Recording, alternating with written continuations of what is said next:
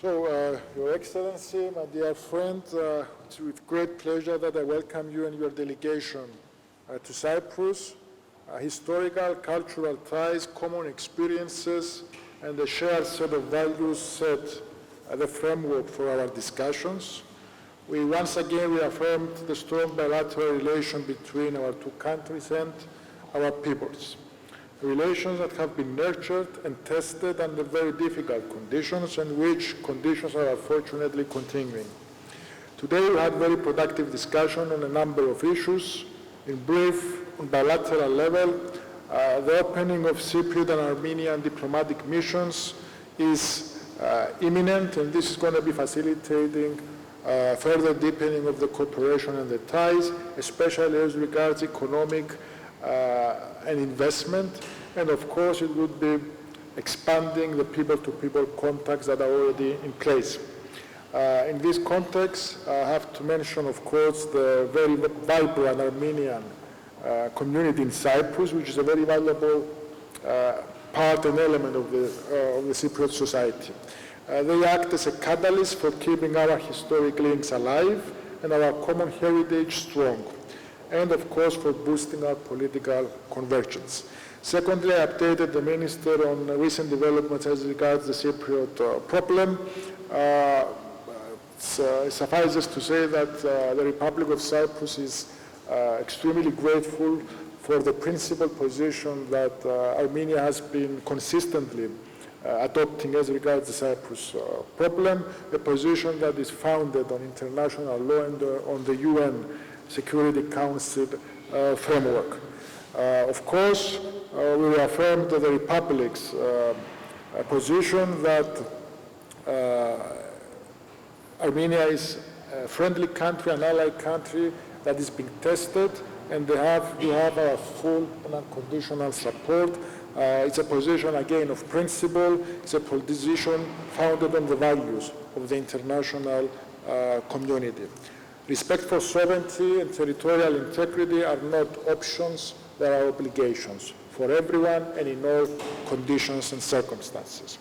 Third, Cyprus strongly promotes and supports the deepening of the relations between Armenia and the European Union. We welcome two recent developments, the assistance under the EPF in support of Armenia, and secondly, the opening of the visa liberalization dialogue between the European Union and Armenia. These are very significant steps, and you can be certain that you will have our full support moving forward on those and on other files that are opening up in Brussels. Finally, we discussed the normalization process between Armenia and Azerbaijan. We welcome the position that the Armenian government has adopted in relation to how there can be progress ahead. And I want to state a very simple principle. Diplomatic discussion, dialogue is the only way of resolving any kind of disputes. At the same time, coercive tactics cannot be dictating how that dialogue is being conducted. The sovereignty, territorial integrity, as I already mentioned, must be respected, and this is not something that could be negotiated. Full solidarity with the people of Armenia, and we have been trying to support at the humanitarian level in all ways possible and in full cooperation and coordination. My dear friend, let me once again welcome you to Cyprus. It's been a real pleasure to have you here, and I look forward to the rest of our discussions for this day. Thank you. Honorable Minister, my dear friend, I'm very glad to be back to Nicosia in this capacity, in my capacity of Foreign Affairs Minister. I warmly recall my previous visits, but today's visit is of particular importance for me because this is the first time the Foreign Minister for me is honored to participate in the Ambassadors' Conference and address the distinguished heads of diplomatic missions of Cyprus. Dear Konstantinos, thank you for this invitation, and I should say that I enjoyed the open and comprehensive discussion we had earlier today in that format. Coming to our bilateral discussions today, I would like to stress the following 4 points. First, as I mentioned in the beginning, we have solidified our partnership to a point where the presence of resident diplomatic missions in our capitals is simply a must. So I'm pleased to join you in announcing that Armenia and Cyprus will reciprocally open embassies in the capitals of both countries in coming months. Needless to say that it will further contribute to strengthening our partnership and also people-to-people contacts. Secondly, where and how to strengthen our partnership. I'm glad to see that the trade turnover between the 2 countries has been growing during last year, and I believe it is exactly the direction we can and we should work jointly to outline new deliverables and ensure continuation of the positive dynamics. My third point refers to Armenia's partnership with the European Union. In fact, this is my first visit to a member state of the European Union after the milestone decisions were taken by the EU Council, namely on launching the visa liberalization dialogue with Armenia and providing assistance to our country under European Peace Facility. And I think it is also symbolic as we are aware of the very supportive approach of Cyprus in reaching these historic milestones. Thus, I take this opportunity to thank you, dear Minister, but also other EU and member state colleagues for the support extended to my country in this path, including through the support of our democratic reforms, which, of course, we are determined to continue. The 2 decisions taken by the EU Council will further bring Armenian, literally Armenia's citizens closer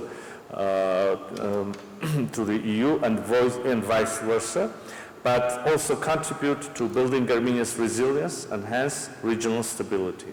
In parallel, we still have other new items on the agenda while we work on the prospects for the new enhanced Armenia-EU partnership agenda. And finally, the 4th point, we have discussed today also the regional developments and overall situation around our countries. It is obvious that our partnership, friendship and cooperation has become even stronger due to the need to overcome common challenges. We have been closely cooperating and we will do so as long as there are pending issues, including of humanitarian nature, following the conflict and difficulties our people have been facing. We appreciate the assistance Cyprus has provided to Armenian people forcibly displaced from Nagorno-Karabakh.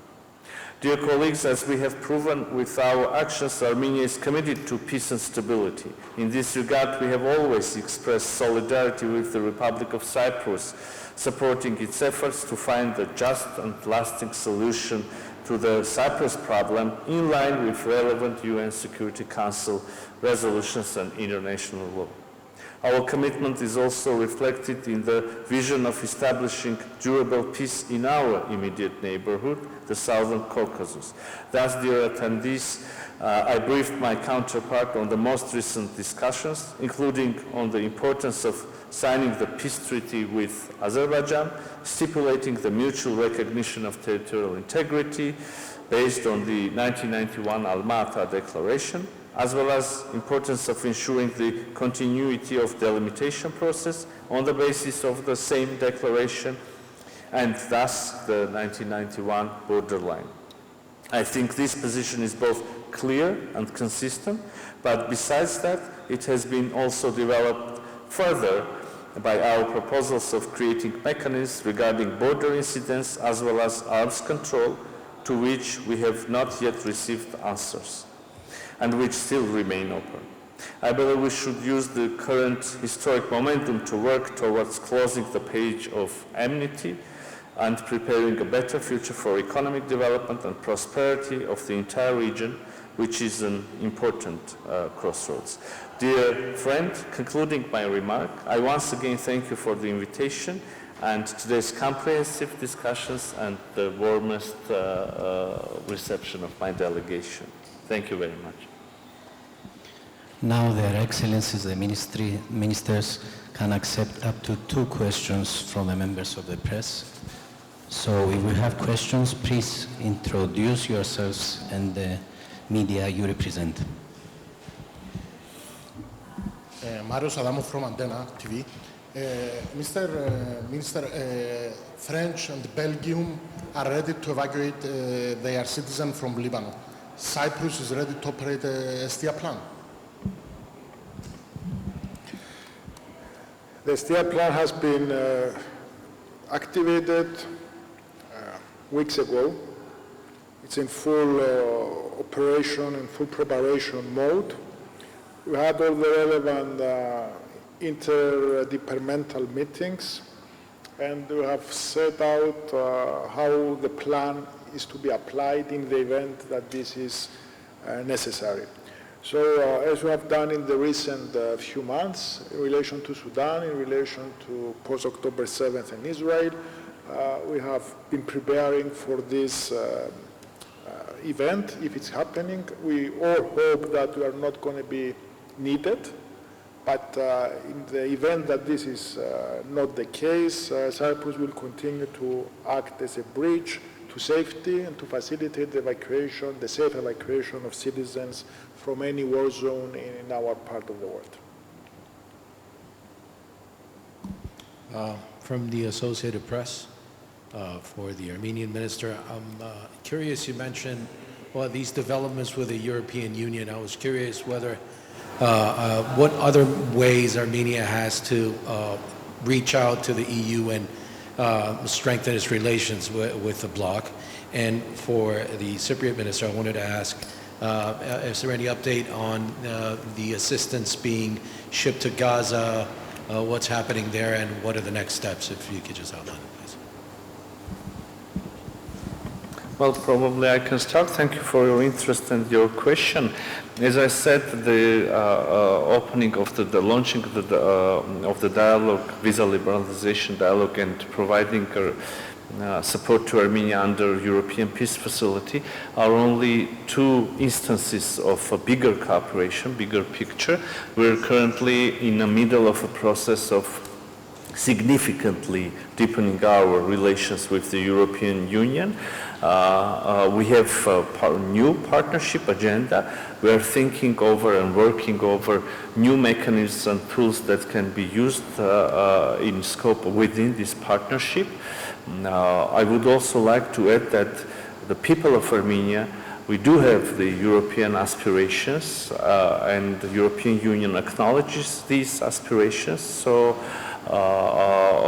now jointly we think about and work over, as I said, new tools, new mechanisms of bringing the 2 countries, the European Union and member states from one side and Armenia from the other side, closer. I would like also to repeat the sentence that my Prime Minister said in his speech in the European Parliament. Armenia, from its side, Armenia is ready to become as closer to the European Union as the European Union would consider possible.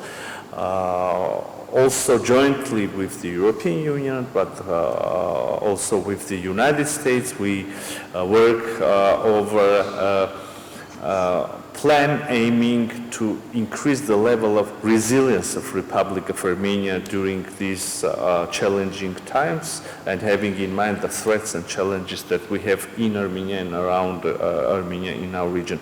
So the processes are going on, and hopefully we will be seeing new programs, joint tools launched. Thank you. As regards the humanitarian aid, the corridor, I would have to remind that the corridor pre-existed J-lots. We are now at the process where we are phasing out of J-lots, and there's always been planning in place about the medium-term option, which is ready to be activated. All the logistics and all the various elements have been put in place. And we had very detailed and comprehensive discussions with partner states about the next stage, and we are talking about different ways of methodology for, again, direct access. All this, of course, subject to developments, because as you can understand, the situation in the region in the last few hours is taking a very different turn, and that is something that can only affect any kind of planning as to how humanitarian aid goes into Gaza. I conclude by this. All the various methods of sending aid into Gaza have been facing difficulties, and this, of course, is not going to stop us from trying to contribute in something that we believe there is serious need and it's only going to get worse. Always subject to what's happening on the ground, of course. Thank you. That's it.